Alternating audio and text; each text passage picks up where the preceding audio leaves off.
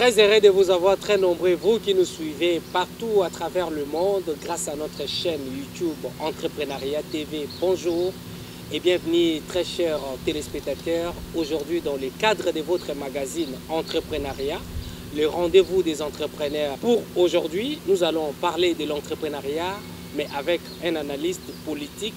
Il s'agit de Rishi Luntulungu qui va nous analyser l'importance de l'entrepreneuriat dans les contextes politiques ou bien avec des hommes et des femmes politiques.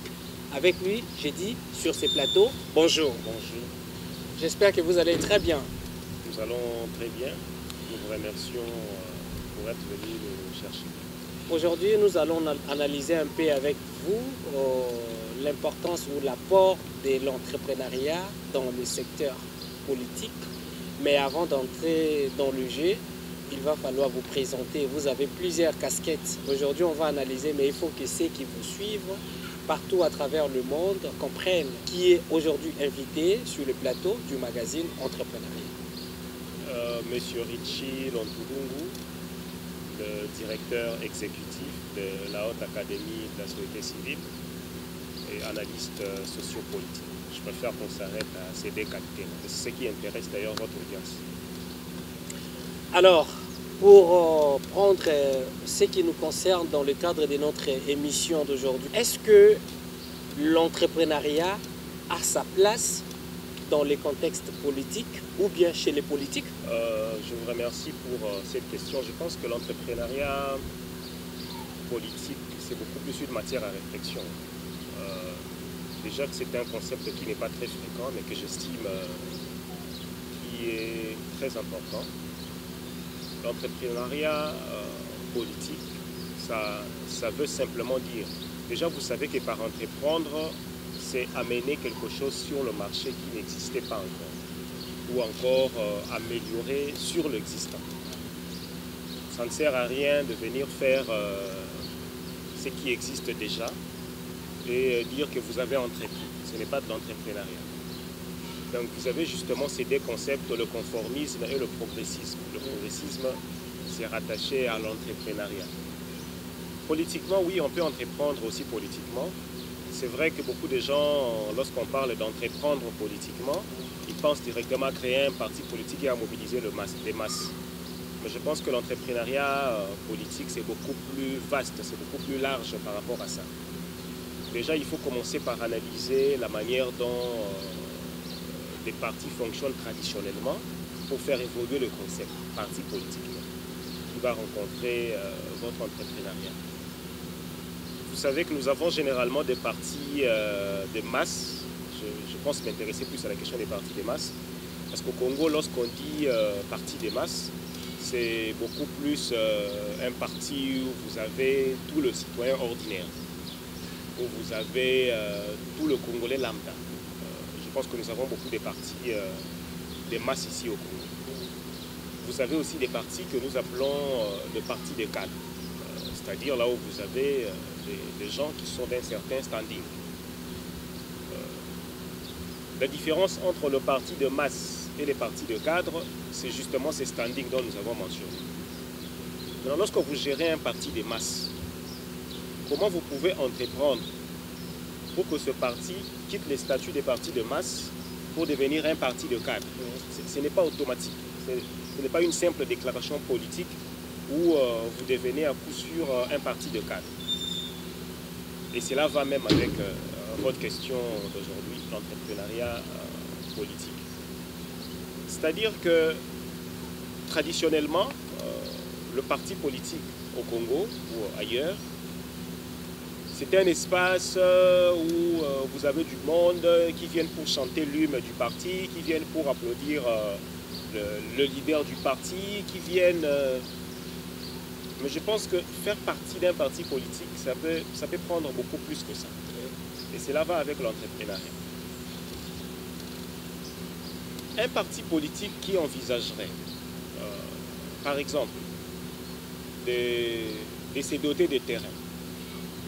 Vous faites une politique de développement. Vous vous dotez des terrains et vous engagez vos masses dans l'agriculture. Vous leur dites, devenez membres chez nous en devenant membre chez nous, En échange, nous avons des terrains, vous allez aller faire l'agriculture. oui. Et lorsque vous faites l'agriculture, le parti sait s'organiser en consortium pour faire arriver sur le marché ses productions. Et en retour, c'est de l'argent qui vous revient. D'ailleurs, dans notre parti politique, vous n'avez pas à payer des cotisations chaque mois, mais vous avez juste à vous abonner et à aller faire l'agriculture sur nos terrains. Et en contrepartie, lorsque le parti aura amené ses productions sur le marché, vous serez en train, les redevances que vous payerez au parti à ce moment-là feront d'office partie de vos contributions dans le parti politique. Exactement. Ça, c'est ce que tu appelles faire de l'entrepreneuriat politique. Ça signifie que tu analyses le paysage, tu analyses comment le monde fonctionne, et c'est beaucoup plus intéressant. Parce que vous avez des militants qui sont dans des partis politiques pendant des dizaines d'années, pendant des centaines d'années, qui n'évoluent pas, qui gardent le même statut de pauvreté, qui viennent pour applaudir et puis ils partent. Mais quelqu'un qui amène une telle innovation, cette personne aura certainement entrepris politiquement, parce qu'il vient d'amener à ce moment-là une donne qui n'existait pas dans la scène politique. Comment fonctionnent les partis traditionnels? Ça fonctionne de telle manière. Et moi, je pense plutôt que nous allons créer un parti qui va fonctionner de telle autre manière. Voilà. Donc, je pense que l'entrepreneuriat a pleinement sa place. Tel que je disais, c'est dans les idées encore aujourd'hui. C'est-à-dire l'entrepreneuriat a pleinement sa place en politique. Maintenant, il faut savoir réfléchir pour voir quel contenu vous donnez à cet entrepreneuriat politique par rapport à l'entrepreneuriat dans le domaine de biens ou de services. Parce que les partis au Congo, si vous allez dans un des partis des masses, ici à Kinshasa, vous voyez des tas de monde à l'extérieur. Ils font même des vidéos où ils chantent, ils disent que Baloï va renommer Bisson à ANR, Baloï va renommer Bisson à DGDA. La politique au Congo, c'est un peu ces jeux où on capture une position de pouvoir pour distribuer des opportunités à ces gens. Mais ce qui fait d'ailleurs qu'en RDC, vous avez toujours cette inégalité qui s'impose, où les gens des mérites n'arrivent pas à progresser contre de gens qui prennent des faveurs, simplement parce que le parti est au pouvoir. Mais si le parti migrait vers l'entrepreneuriat politique, le parti n'aura pas forcément besoin de chercher à avoir le pouvoir pour distribuer des opportunités à ces gens. D'ailleurs, sur le plan économique, sur le plan de la santé économique et de la stabilité du parti, un parti qui investit, qui entreprend, ces gens seront beaucoup plus stables et le parti sera beaucoup plus efficace. Mais si on peut rester dans le même contexte, est-ce que vous constatez que depuis que la RDC a quitté la stade de la République du Zaïre pour revenir à la République qui existait déjà, ça veut dire la République démocratique du Congo, combien de partis politiques que vous avez constaté l'existentialité de l'entrepreneuriat dans leur parti politique? Non, je ne pense pas qu'il existe l'entrepreneuriat politique au Congo. C'est pourquoi, d'ailleurs, j'étais en train de vous dire que ça, c'est un sujet très intéressant. Et je pense que moi, je suis disposé à donner beaucoup de conférences dans des partis politiques pour les aider à migrer. C'est un élément très important qui n'existe pas. Oui. Traditionnellement, le parti politique ici, c'est avoir sa carte des membres, c'est aller écouter les meetings, c'est chanter. Et puis, c'est aller battre campagne, traditionnellement. D'ailleurs, vous savez, aux États-Unis, il est toujours dit que le gouvernement ne peut faire pour son peuple que ce que son peuple ne peut pas faire de meilleur pour lui-même. Exactement. Si les partis migrent vers l'entrepreneuriat politique, ces partis auront fait quelque chose qui met l'État aujourd'hui le fil au cou. Il faut créer l'emploi, il faut faire ceci. Mais ces partis-là deviendront créateurs d'emplois.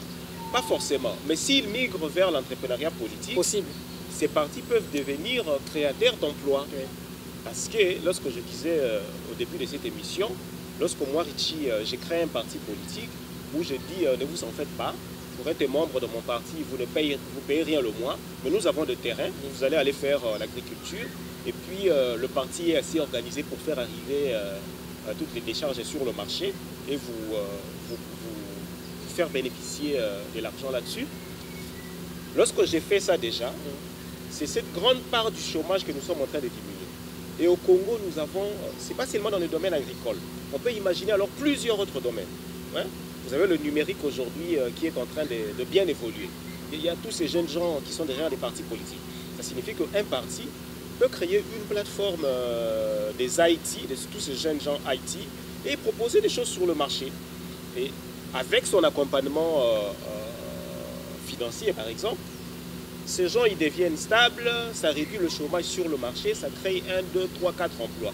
Plutôt que de croire que le parti doit accéder au pouvoir pour créer l'emploi. D'ailleurs, ils ne créent pas l'emploi parce que quand ils accèdent au pouvoir, ils cherchent à distribuer les emplois existants à des gens qui ne sont pas compétents. Pas forcément, mais beaucoup plus à des gens qui sont des gens de leur obédience. Qui, d'ailleurs, et par affinité d'ailleurs. Qui d'ailleurs créent des scissions au niveau de la société. Oui. Donc, si le parti politique peuvent migrer vers cet autre type de réflexion-là, je pense qu'ils vont devenir un atout. Parce que vous savez, le Congo a plus de 700 partis politiques. Et d'ailleurs, nous sommes au-delà des 700. Oui. Ouais, lors des élections, nous étions à 770, 74. Aujourd'hui, on doit atteindre 900, 800. Que font tous ces partis politiques à part drainer les masses? Rien. Est-ce qu'ils investissent dans le développement? Rien. On pense plutôt qu'il faut capturer les pouvoirs. Mais vous pouvez créer, je pense, sous d'autres cieux, des partis politiques fonctionnent comme ça. C'est pas assez nouveau. J'ai dit qu'au Congo, on n'applique pas ça, mais ailleurs, ça s'applique. Sous d'autres cieux, des partis fonctionnent comme ça. Je me rappelle l'autre fois, lorsque nous étions au Ghana, nous avons visité des établissements de certains partis politiques où vous avez des terrains où des partis investissent avec leurs membres. Et ça fait un parti stable. Vous voyez, ça fait un parti stable économiquement.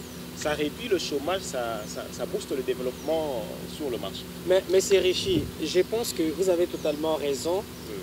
Je reste dans le même ordre d'idées. Est-ce que les dirigeants des différents partis politiques ne savent pas, ou bien ce sont des ignorants, ou bien ils savent réellement que ces stratégies existent, seulement qu'ils ne peuvent pas le faire parce qu'ils risqueraient de diminuer les taux des Djalelo. Parce que j'ai l'impression que les Djalelo, eux, ça veut dire les différents coordonnateurs ou bien le président des différents partis politiques de la République du Congo, qui les font exprès et qui veulent que le peuple, la population congolaise, en particulier le peuple africain, demeure dans le système des Djalelo. Déjà, il faut dire à vos téléspectateurs que les Djalelo, c'est faire le fanatisme avec, c'est être acclameur. Hein? Est-ce qu'ils les font? Ils ne les font pas parce qu'ils veulent que leurs fidèles demeurent dans les Djalelo, qui sont des acclameurs éternels. Ça, on ne sait pas les confirmer à notre niveau. Mais moi, je pense beaucoup plus que c'est un problème d'information. Ce que nous faisons avec vous aujourd'hui est juste très important. De donner des idées, d'apporter l'information à tous ces partis politiques-là. Déjà, il faut voir aussi sur le plan de la législation congolaise. Il faut étudier la législation, quelles sont les attributions qu'on donne aux partis politiques, qu'est-ce qu'on leur permet de faire, qu'est-ce qu'on ne leur permet pas de faire. Et lorsqu'on aura fait une telle analyse comparative par rapport à d'autres pays, bien sûr, si au Congo nous remarquons que la loi ne laisse pas assez de marge de manœuvre aux partis politiques pour faire ce genre d'entrepreneuriat, on pourra voir à ce moment-là comment toucher la loi pour que la loi soit une loi beaucoup plus adaptée. Mais après, il faut de la volonté politique, parce qu'il ne faut pas garder la population comme... D'ailleurs, vous savez, il y a un philosophe qui disait toujours qu'un peuple éduqué, qu'un peuple poussé économiquement a tendance à poser beaucoup de questions. Et généralement, c'est ce qui gêne le politique. Le politique, il ne veut pas qu'on lui pose beaucoup de questions. Il ne veut pas qu'on le confronte sur des questions existentielles où il doit apporter des réponses. Ça, ce n'est pas exclu non plus. Donc, nous, ce que nous faisons, c'est disponibiliser évidemment l'information comme nous le faisons aujourd'hui, mais en même temps, nous allons essayer d'étudier pour voir aussi au niveau de la législation quelles sont... Mais je pense que nous avons une loi ici au Congo qui demande aux partis politiques de déclarer leurs finances et les origines de leurs finances. Exactement. Donc ça veut dire que ce n'est pas exclu qu'un parti politique peut effectivement faire de l'entrepreneuriat qui soit de l'entrepreneuriat politique. Donc nous leur apportons ce genre d'informations. Je suis content que vous soyez venus pour ça. C'est toujours mettre ce genre d'informations et aussi sensibiliser ces gens. Vous n'avez pas besoin d'aller devant le siège d'un parti, passer 24 heures devant le siège d'un parti, en train d'attendre, en train de dire qu'on va nous donner l'emploi à tel endroit parce qu'on est au pouvoir. Non. Vous avez plutôt à dire à vos dirigeants que vous devez créer l'emploi. L'emploi, ce n'est pas que l'État qui crée, le parti crée l'emploi aussi. Il faut créer l'emploi. Et d'ailleurs, le parti qui sera le premier à faire ça au Congo, je pense que ce sera le parti qui sera le plus sollicité au Congo. Et vous avez généralement des partis ici avec des cadres qui ont beaucoup d'argent, qui ont beaucoup d'emplois, des business. Donc, si on développe une telle stratégie, ça aura donné, moi je pense surtout beaucoup plus à l'entrepreneuriat politique comme facteur de développement. Et non à l'entrepreneuriat politique simplement sur, dans le cadre de décider sur comment conquérir le pouvoir. Ça, c'est beaucoup plus simpliste. Et si vous faites ça dans un aspect beaucoup plus large, comment le parti au Congo, plus de 700 partis politiques au Congo, comment ces partis peuvent devenir facteurs de développement. Parce qu'il ne s'agit pas seulement de passer son temps à critiquer le pouvoir, à critiquer celui... mais il faut passer son temps aussi à réfléchir, à voir quel peut être votre apport effectivement pour que le chômage soit réduit. Avant de parachever, est-ce que vous avez l'idée sur la gestion des fonds dont la Banque mondiale dispose pour assister dans le secteur entrepreneurial? Vous avez certainement compris que récemment, parce que vous suivez l'actualité, vous décryptez l'actualité comme analyste politique. Il y a eu un fonds qui a été alloué pour soutenir les 4 provinces de la République du Congo dans le contexte entrepreneurial.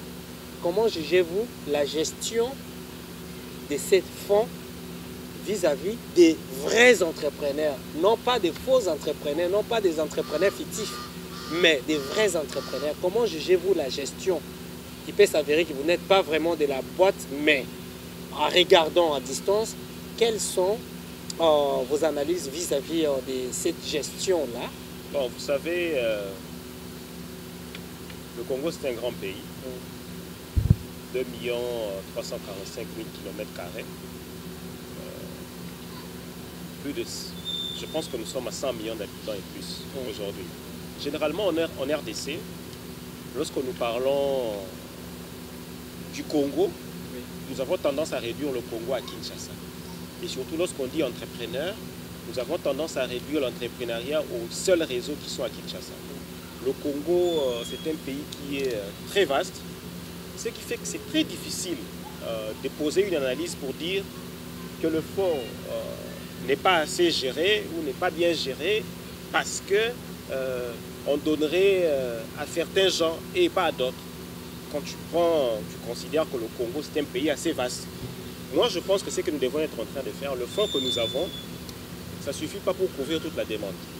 Mais ce que nous devons être en train de faire, c'est de mobiliser davantage de fonds pour que si nous avons plus de fonds, que cela touche davantage de monde. Je pense que c'est ce que nous devons être en train de faire. Moi, je suis juste très intéressé à faire ce genre de travail-là. Et juste ce que nous disons là aussi, il ne faut pas seulement attendre que l'argent vienne de la Banque mondiale pour l'entrepreneuriat. Nous avons juste parlé des partis politiques ici. Il faut que ces partis politiques aussi... vous savez qu'il y a des partis en RDC qui ont des membres au gouvernement, qui ont des membres au Parlement, et ces membres, ils payent des redevances. Normalement. Dans leur parti. Oui, c'est ça. On entend... Qu'est-ce qu'ils font en fait avec cet argent-là? On entend ailleurs, non, il faut envoyer 10% dans les partis. Oui. D'autres même, ils sont à 30%.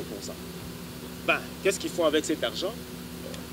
Peut-être que si je suis dirigeant d'un parti politique, je vais me taper une belle villa à ma campagne, et puis des véhicules de luxe. Mais dans la manière dont je réfléchis, je me dis que si nous recevons ces genres de fonds-là, pourquoi pas l'utiliser pour...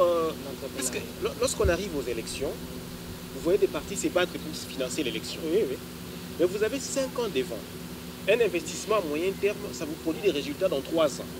Vous avez 5 ans devant pour les élections.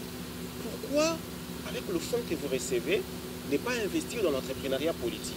Pourquoi ne pas développer des activités qui rendent vos membres financièrement autosuffisants et qui les ramènent à participer davantage financièrement dans le parti politique?